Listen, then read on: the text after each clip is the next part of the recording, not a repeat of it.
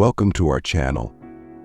Today we're exposing a terrifying reality hidden for centuries. Mermaids, once thought to be mere myths, may be far more real and dangerous than you've ever imagined. From ancient biblical texts to spine-chilling modern encounters, these beings are tied to powerful marine spirits like Leviathan, with dark forces lurking beneath the surface.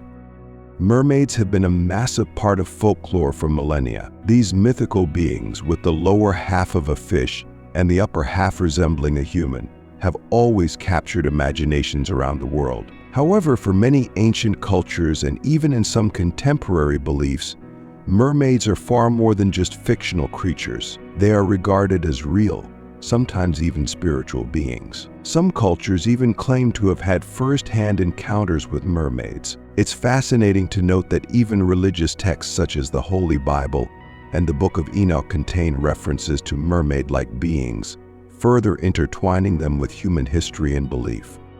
For those unfamiliar with the notion that mermaids are mentioned in the Bible, let's take a closer look at what these ancient texts reveal. In the pantheon of ancient Mesopotamian deities, there exists a being known as Dagon, a god who was venerated and worshipped by the Philistines. What is striking about Dagon is his resemblance to a merman. The depiction of Dagon shows him with the upper body of a man and the lower body of a fish, which immediately calls to mind the image of a merman, the male counterpart to a mermaid. Interestingly, Dagon is also referenced several times in the Hebrew Bible, where he is portrayed as the chief god of the Philistines. This group inhabited Canaan from around 1200 to 600 BCE, and they worshipped Dagon in magnificent temples, particularly in the cities of Gaza and Ashdod. The fact that Dagon is mentioned in texts such as Joshua, Judges, and Samuel suggests a strong connection to these ancient sea beings. The question then arises, was Dagon merely a mythological figure, or could he represent something more? The idea that Dagon might be a real merman-like creature brings an entirely new dimension to the discussion about mermaids and mermen, blending mythology, history, and religion in a way that demands further exploration. The concept of mermaids is not confined to religious texts or mythological stories. Throughout history, numerous documented sightings of mermaids have occurred, many involving highly credible witnesses. One such sighting comes from none other than Christopher Columbus himself. While sailing off the coast of Haiti in 1493, Columbus reportedly saw mermaids swimming in the ocean. His accounts describe these beings as not as beautiful as typically depicted, but still having the unmistakable combination of human and fecal. While Columbus's sighting remains one of the most famous, it is far from the only one.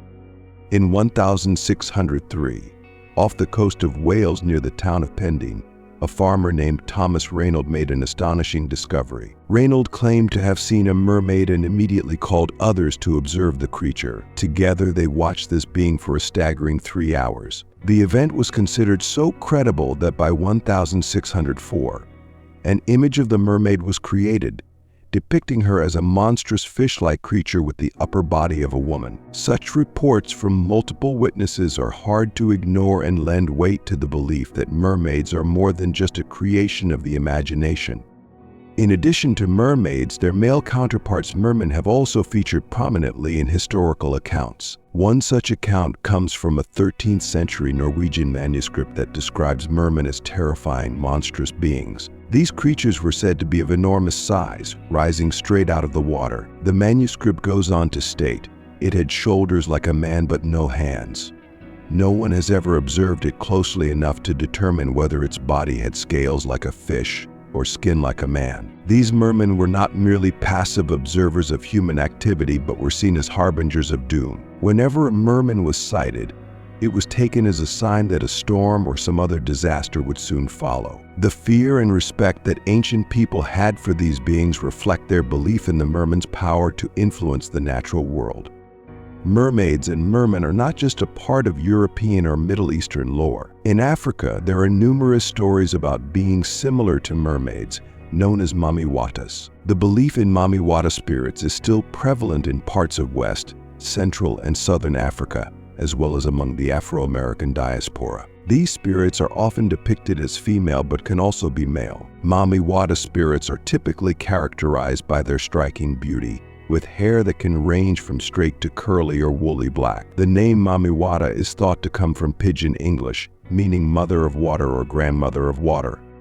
The veneration of Mamiwata spirits is still strong in many parts of Africa, with worship rituals often involving music, dancing, and possession by the spirit. One particularly unsettling story comes from Zimbabwe, where construction workers at a dam encountered strange, fish-like beings in the water. These creatures, described as having pale skin, dark hair, and tails like fish, terrified the workers to the point that many refused to continue working. Even after a new group of workers, who were unfamiliar with the local lore, was brought in, they too reported seeing these strange creatures. Eventually, local tribal leaders had to perform rituals to ask the spirits for permission to continue the project, demonstrating just how deeply these beliefs are embedded in the local culture.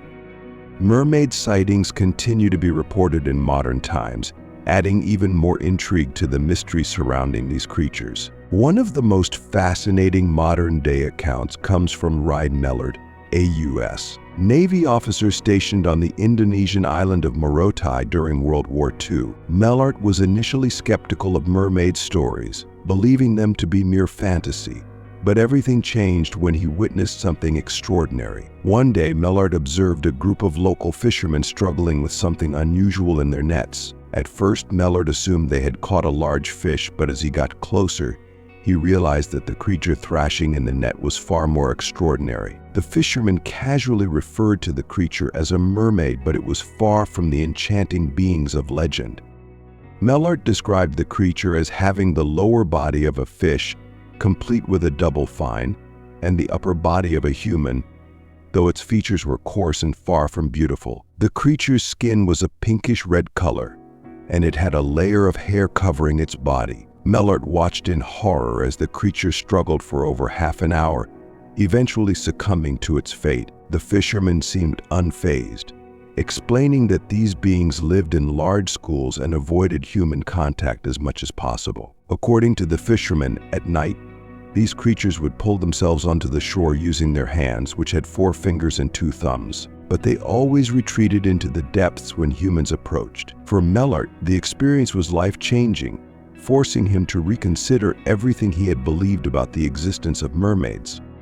These stories from different cultures and time periods all seem to point to the same conclusion: mermaids and mermen are not merely the products of overactive imaginations. They are beings that have been encountered by countless people across the globe, from ancient times to the present day. With references in religious texts, detailed eyewitness accounts, and ongoing modern sightings, it becomes increasingly difficult to dismiss the existence of these creatures as mere legend. So the question remains, are mermaids real?